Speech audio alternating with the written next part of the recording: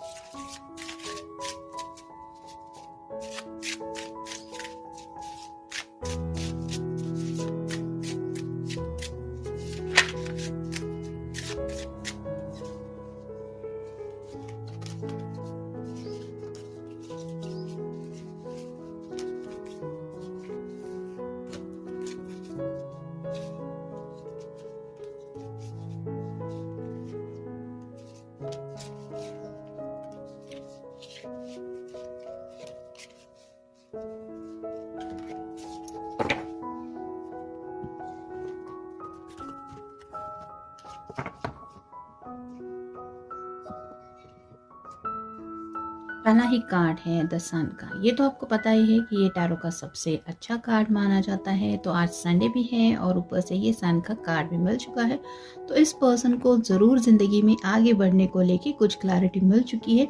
इतनी ज़्यादा क्लैरिटी कि उस खुशी में वो उस दिशा में आगे बढ़ने को तैयार है। जैसे यहाँ पे एक बच्चा घोड़े पे सवार है और वो अपनी धुन में है, वैसे ही आपके पर्सन भी थोड़ा ख्यालों में खोए हुए हैं, लेकिन आने वाले बेहतरीन फ्यूचर को लेके कुछ सोच रहे हैं। यानी कि उन्हें पता है कि एग्जैक्टली अब उन्हें करना क्या है। फिर है द अल्केमिस्ट, ये मैजिशियन का कार्ड है। जैसा कि अभी मैंने कहा कि उनके सामने कुछ क्लैरिटी आ चुकी है। सॉर्ड भी है, कम्युनिकेशन भी कर सकते हैं, क्या चल रहा है उनके मन में। पेंटेकल भी है, कुछ फाइनेंशियल बातें भी उन्होंने सोच के रखी है। घर वालों को कैसे कन्विंस करना है या फिर घर वालों से किस तरह से डील करना है, ये भी अब शायद उन्हें समझ में आया है। कप है, यानी कि आपके लिए रोमांटिक जज्बात भी काफ़ी है। और वैंड हाथ में लेके ये पर्सन कुछ बुक में पढ़ रहा है, यानी कि एक्शन क्या लेनी है इसके ऊपर सोच विचार चल रहे हैं। नेक्स्ट है 3 of swords, air sign, Gemini, Libra या फिर एक्वेरियस। ये कार्ड रिवर्स आया है। स्ट्रेट कार्ड में हार्ट में पेन होता है, ऐसा कार्ड होता है, और ये रिवर्स आया है। इसका मतलब यही है कि दिल में कुछ ऐसी बातें थी जिनको लेके काफ़ी ज़्यादा ये रिपीटिव थॉट में खो रहे थे। कुछ पास्ट की बातें हो सकती है, किसी ने कुछ दिल तोड़ा हुआ हो सकता है, या फिर कुछ ऐसे एक्सपीरियंस जहाँ पे लोगों से इन्होंने कुछ और एक्सपेक्ट किया था और रिजल्ट मिला कुछ और। उन बातों को लेके काफ़ी ज़्यादा ये सोच रहे थे कि ज़िंदगी में ऐसे लोग मिलते हैं, फिर ऐसी हालत हो जाती है कि उनके साथ कैसे डील करें ये समझ में नहीं आता, क्योंकि बातें दिल से कनेक्टेड होती है। तो ऐसी कुछ बातों से जुड़े शायद इनके जज्बात थे, जिन जज्बात उनसे रिलीज होकर ये जिंदगी में आगे की तरफ बढ़ने को लेके अब तैयार है। फिर है prince of swords, air sign, Gemini, Libra या फिर एक्वेरियस। यहाँ पे भी आप देख सकते हैं घोड़े पे सवार है, हाथ में सॉर्ड है, यानी कि आपसे मिलना चाहते हैं। अगर नहीं मिले हैं तो आपसे मिलके कुछ दिल की बातें शेयर करना चाहते हैं, क्योंकि सॉर्ड रिप्रेजेंट करती कम्युनिकेशन को। और जैसे हवा का रुख होता है वो पल में इधर भी जा सकती है और उधर भी, वैसे ही इस पर्सन का शायद दिल कर रहा है कि उन्हें ये भी करना चाहिए, वो भी करना चाहिए। काफ़ी ज़्यादा एक्शन मोड में आने के बारे में सोच रहे हैं। फिर queen of wands, fire sign, Aries, Leo या फिर सैजिटेरियस। अगर आप कोई फेमिनिन पर्सन है तो आपके पर्सन आपको लेके बहुत ज़्यादा पैशनेटली सोच रहे हैं, लेकिन उन्हें ऐसा लगता है कि पता नहीं आप क्या सोच रहे हैं, क्योंकि यहाँ पे क्वीन जो है वो बैठी हुई है और उसके हाथ में भी वैंड है, लेकिन ये कोई नहीं बता सकता कि ये कब एक्शन लेने वाली है। वैसे ही आपके पर्सन भी आपका नेक्स्ट मूव बिल्कुल भी नहीं समझ पा रहे, यानी कि आपने उनके साथ फ्यूचर को लेके क्या डिसाइड किया है, आप आखिर क्या चाहती हैं आप दोनों के रिश्ते को लेके, ये वो समझ नहीं पा रहे हैं। फिर फाइनल कार्ड है डेथ का। ये स्कॉर्पियो का कार्ड है, आपका या उनका साइन हो सकता है। एंडिंग और न्यू बिगिनिंग। यहाँ पे आप देख सकते हैं एक नया सवेरा हो रहा है, वैसे ही ये पर्सन ज़िंदगी की अब तक की जो बातें हैं उनको साइड में रख के एक नई सुबह की तरफ बढ़ना चाहते हैं। जैसे कि पहले कार्ड में हमें मिला सन के कार्ड में कि आगे बढ़ना है, अब रुकना नहीं है। ये दोनों कार्ड एक दूसरे से कितने अपोजिट है।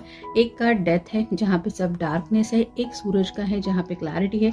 यहाँ पे भी स्कॉर्पियो के कार्ड में भी हमें वही क्लैरिटी मिल गई है। तो ये पर्सन ज़िंदगी में जो भी इनकी काम की चीज़ें नहीं थी उन बातों को छोड़ के एक नई शुरुआत लेने के बारे में सोच रहे हैं या फिर उस दिशा में बढ़ रहे हैं। जैसा कि मैंने अभी कहा, कृष्ण कॉन्शियस का भी पहला कार्ड यही आया है, new beginning. Let go of the old, welcome the new which will take its own time to come and it is possibly on the way। तो उन्हें एहसास हो रहा है कि ज़िंदगी में नई खुशियाँ, नई राहें भी हैं जो उनका इंतज़ार कर रही है। कई बार हम पास्ट की यादों में खोए रहते हैं जिसकी वजह से हम फ्यूचर की तरफ चाहते हुए भी नहीं बढ़ पाते, क्योंकि हम उन्हीं यादों में खुद को सफ़र करते हुए महसूस करते हैं। तो ऐसी इन बातों को छोड़ के ये पर्सन ज़िंदगी में एक नए सवेरे की तरफ बढ़ने के बारे में सोच रहे हैं, या फिर उन्हें ऐसा लग रहा है कि उस सवेरे की तरफ वो ऑलरेडी बढ़ चुके हैं और अब वो खुशियाँ उनको रास्ते में ही मिलने वाली है। फिर है transformation, bring about that change that comes with destruction and so the seeds now for the future. तो इस पर्सन के अंदर भी काफ़ी कुछ ट्रांसफॉर्मेशन हुआ है। अब तक का उनका जो भी ज़िंदगी का सबक उन्होंने सीखा है, जिसकी वजह से शायद उनको लोगों को परखने की अब उन्हें अच्छी खासी समझ आ चुकी है, या फिर किस तरह से अपने दिल को संभालना चाहिए, उसके लिए भी शायद इस पर्सन के अंदर कुछ ट्रांसफॉर्मेशन आया है। मतलब कई बार ऐसा भी होता है कि दिल की बातों में हम बह जाते हैं, थोड़ा जज्बाती होके हम अपनी ज़िंदगी के कुछ फैसले ले लेते हैं, तब भी हमारे लिए कुछ कॉम्प्लिकेशंस आ जाते हैं। वैसे ही ये बात शायद इस पर्सन के समझ में आ चुकी है, यानी कि प्रेजेंट माइंडेड रह के दिमाग और दिल से दोनों से काम लेना अब शायद इन्होंने सीख लिया है। फिर है टाइम टू मूव ऑन। जैसा कि स्कॉर्पियो के कार्ड में हमने देखा, जिंदगी में एक नई शुरुआत करना चाहते हैं। Follow the path destined for you, move on, do not stop or look back, the desired change will come। तो अब ये थोड़ा सा आप चैरियट का भी कार्ड कह सकते हैं। यहाँ पे भी सूरज की रोशनी दिखाई दे रही है। तो इस पर्सन को यकीन हो रहा है कि ज़िंदगी में आगे बढ़ना ही इनके लिए सही है, और हर कोई अपनी ज़िंदगी में थोड़ा थोड़ा ही सही लेकिन रोज़ आगे बढ़ता ही रहता है, और हम उसी रास्ते से आगे बढ़ते हैं जो रास्ता ऊपर वाले ने हमारे लिए तय किया है। तो अब इस पर्सन को पीछे मुड़ के नहीं देखना है कि पास में क्या हुआ था, क्योंकि उन्हें यकीन है कि जहाँ पे उन्हें पहुँचना है, ये उनकी ज़िंदगी की गाड़ी बिल्कुल उसी दिशा में आगे की तरफ बढ़ रही है। फिर है protection, have a faith, wait, rejoice for you and you are directly under the loving care and protection of the supreme lord himself. तो उन्हें यकीन हो चला है कि कोई तो है जो यूनिवर्स से इनका ख्याल रख रहा है, यानी कि उस भगवान के ऊपर भी ये भरोसा करते हैं, जिनको भी ये मानते हैं उनके ऊपर ये भरोसा कर रहे हैं, और उन्हें लग रहा है कि हाँ उनको इनकी परवाह है, जिसकी वजह से ही इनकी ज़िंदगी में ऐसे कुछ पॉजिटिव चेंजेस हो रहे हैं, या फिर उन्हें वहाँ से मदद मिल रही है। ये कुछ लोगों के पेरेंट्स भी हो सकते हैं, मतलब अगर किसी के पेरेंट्स इस दुनिया में नहीं हैं तो वहाँ से वो प्रोटेक्शन भेज रहे हैं अपने लव्ड वन के लिए, और वो ब्लेसिंग्स इन्हें मिल रही है, ये भी उन्हें एहसास हो रहा है। फिर है presence of mind, think and act wisely. तो अब उन्होंने वही सोचा है कि सोच समझ के फैसला लेना है, जो भी है वो प्रेजेंस ऑफ माइंड होना चाहिए, यानी कि ऐसा नहीं है कि जज्बाती होकर दिल के फैसले को मान के ज़िंदगी में कोई कदम उठा रहे हैं, यानी कि सोच समझ के ही अब इन्होंने ज़िंदगी में आगे बढ़ने के बारे में कोई तो डिसीजन लिया है। फिर है stay connected with in, connect with the divine in you, sit quietly, close your eyes and calm your mind. You will get answers to all your troubling questions। तो खुद से कनेक्ट होने की कोशिश कर रहे। कई बार ऐसा होता है कि हम दुनिया भर की बातों के बारे में सोचते रहते हैं, इसने क्या कहा, उसने क्या कहा, नेबर ने क्या किया, घर वालों ने क्या किया, लेकिन हम खुद के बारे में नहीं सोचते, क्योंकि हमारे दिल में एट द सेम टाइम कई सारे सवाल घूमते रहते होते हैं और उनके जवाब हमें जानने ज़रूरी होते हैं, नहीं तो वो दिल बेचैन रहता है। तो ऐसी अगर इस पर्सन की हालत हो रही थी तो इन्होंने खुद के ऊपर फोकस करने का डिसीजन शायद ले लिया, जिसकी वजह से थोड़ा सा ही कामनेस इन्हें मिला हुआ हो सकता है। जब हम खुद के सवालों के जवाब ढूंढने में लग जाते हैं तो कहीं ना कहीं हमें खुद की ज़िंदगी की जर्नी समझ में आती है कि कहाँ से अब तक कहाँ पहुँच गए हैं, ज़िंदगी का आगे का सफ़र कितना लंबा है, इसमें हमें क्या चाहिए, हम खुद के लिए क्या कर सकते हैं। मतलब दूसरा कोई हमारी हेल्प करे ये कई बार हम सोचते रहते हैं, लेकिन जब हम खुद से कनेक्ट हो जाते हैं तो हमें यकीन हो जाता है कि नहीं, ये मेरी ज़िंदगी है, मेरे प्रॉब्लम्स है, मुझे कुछ बातें तकलीफ़ दे रही है तो इनका सॉल्यूशन भी मुझे ही निकालना पड़ेगा। तो वैसे ही इस पर्सन के भी दिलो दिमाग में वही सब बातें चल रही है, जिसकी वजह से शायद वो कुछ सोच रहे हैं, लेकिन सोच समझ के फैसला लेने के बारे में। फिर है be humble. Anger is not fruitful, leave your anger and frustration behind and make a fresh beginning. जैसे कि 3 ऑफ सॉर्ड्स के कार्ड में मैंने कहा कि वो कार्ड रिवर्स आया है। कुछ बातें अगर इनको तकलीफ दे रही थी, कुछ गुस्सा था, कुछ पेनफुल बातें, तो उनको ये छोड़ के न्यू बिगिनिंग ले रहे हैं कि चलो जो हुआ, अब पास्ट को तो कोई बदल नहीं सकता, और उसके ऊपर सोच के खुद का दिमाग खराब करने से अच्छा है कि हम आगे की तरफ बढ़े। फिर है flow with the rhythm. Allow all the things that take their rightful position on their own so that they can together produce the same effect. Do not judge anything but flow with the tide.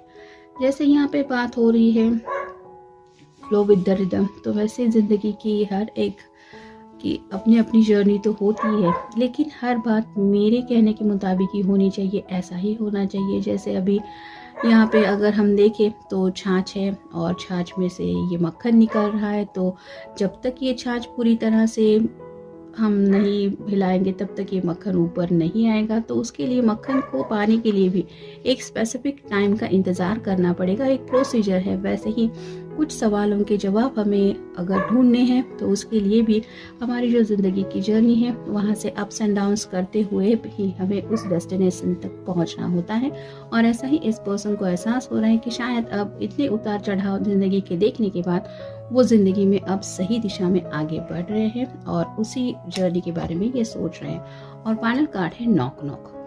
Knock and the door of possibilities will open. तो ये card reverse आया है, तो थोड़ा सा opportunities के बारे में सोच रहे हैं, यानी कि उनको ऐसा लग रहा है कि इस किस्मत में मौका सबको मिलता है, ये हम कहते हैं, लेकिन सही वक्त पे वो मौका मिलना या फिर उस मौके का हम फ़ायदा उठा पाए, ऐसी हमारी हालत होना, ये भी कई बार पॉसिबल नहीं होता।